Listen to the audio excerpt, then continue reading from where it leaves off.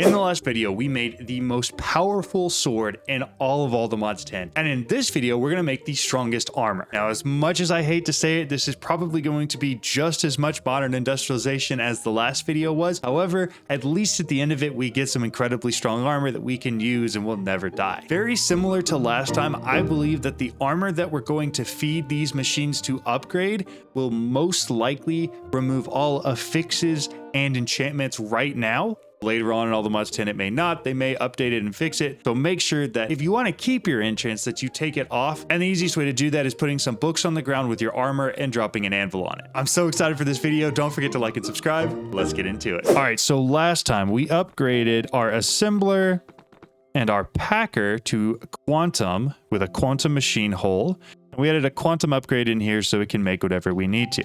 Now, what we're looking at making this time, believe it or not, is actually not the quantum chestplate. It's the quantum nano armor. This is technically slightly better than the quantum armor itself. It provides the exact same amount of armor, but there's extra buffs that the nano chestplate, helmet, leggings, and boots give you. So in order to make this, you put, very similar to the sword, the nano helmet in an electric packer with your quantum upgrade. So the first thing we're going to have to do is go through and make this nano armor. I think it's going to be pretty easy. Most of this stuff is pretty basic materials that we should already have, but we're going to need to create some patterns for it. And it looks like there might actually be a couple things we're missing. So we're going to go through, add all of the assembler patterns for this. It looks like we're going to need to make nylon and then also teach our ME system how to make netherite tier armor. Now, besides needing nylon, there was some sort of a redstone controller that we needed to get. So we should have everything now, with the exception of whatever this redstone control module is, which looks actually really easy to make. And I think is going to involve all materials that we already have. Perfect. Throw that in here. All right, let's make ourselves some nano armor. Nano helmet.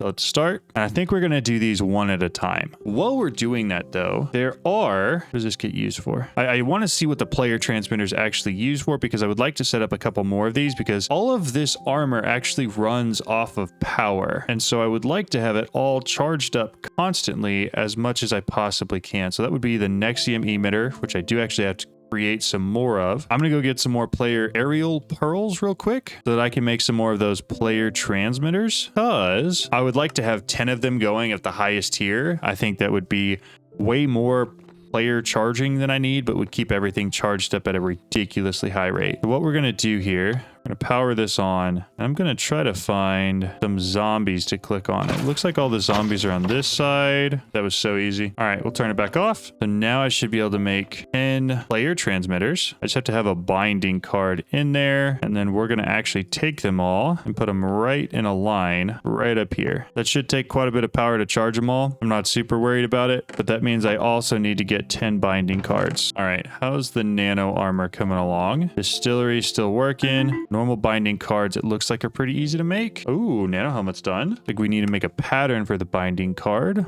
I'm sure when I set it up the first time, I thought I would only be doing it once. We need 10 binding cards. And then we got to go find some endermen. So we're going to get the nano chest plate going next. Start one of those up. We want to jump through the portal.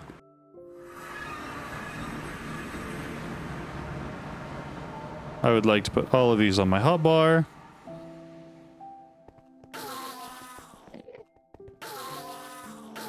We head back home, and now we should have everything we need to have all of these player transmitters running to charge everything in my inventory at all times. I'm aware this is probably really overkill and is entirely unnecessary, but I'm mostly doing it at this point because I think it's fun. So, all of those are ready to go. Next up, we're going to need our nano chest plate. So let's accelerate everything we need to make that, which doesn't look like as much. All right, so we got the nano chest plate.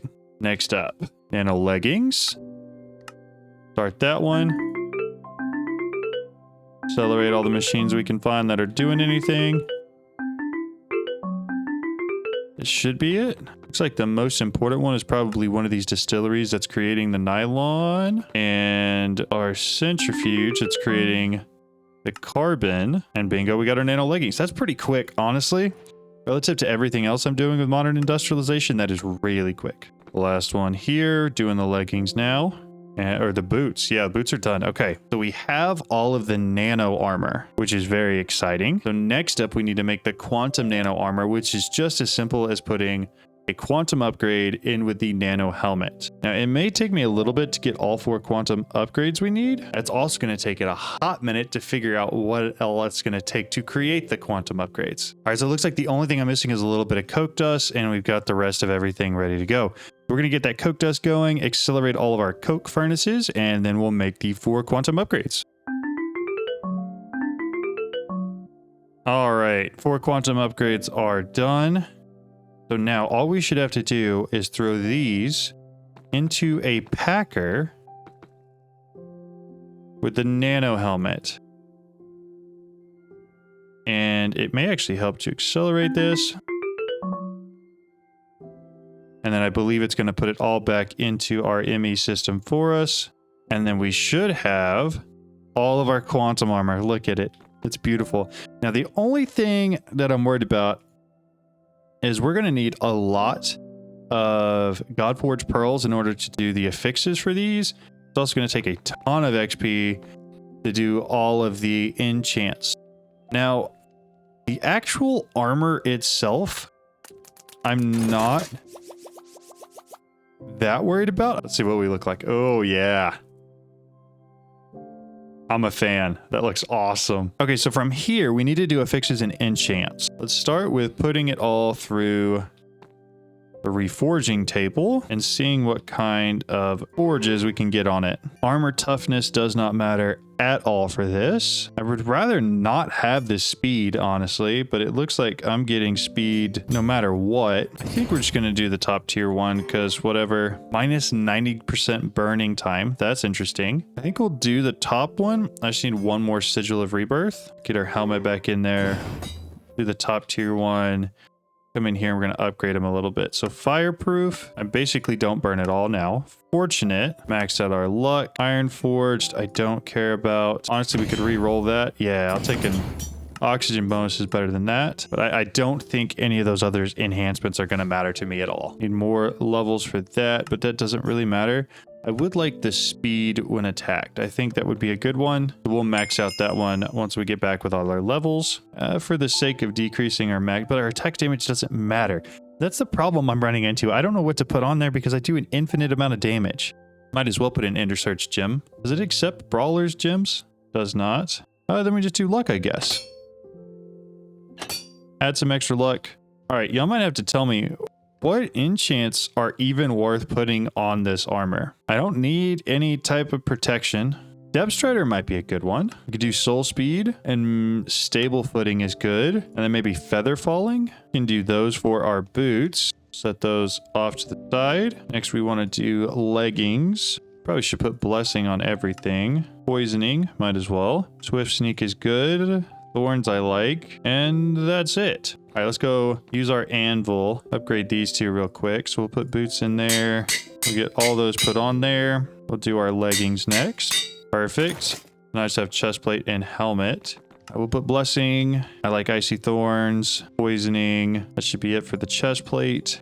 For the helmet, we'll do thorns. I like the spectral conjurer. It makes me happy. I don't know why. Blessing for sure. Aqua affinity and respiration. That should be everything. That should pretty much take care of anything that I would want to use at all for this armor. Put it back on, and there we have it.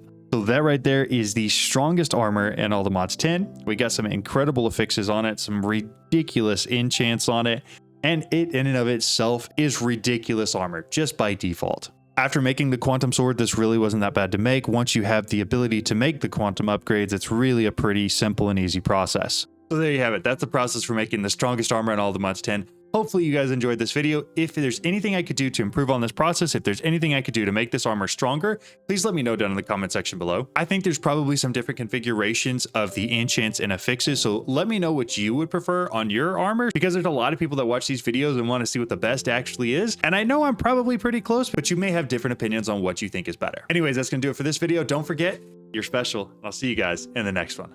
Bye.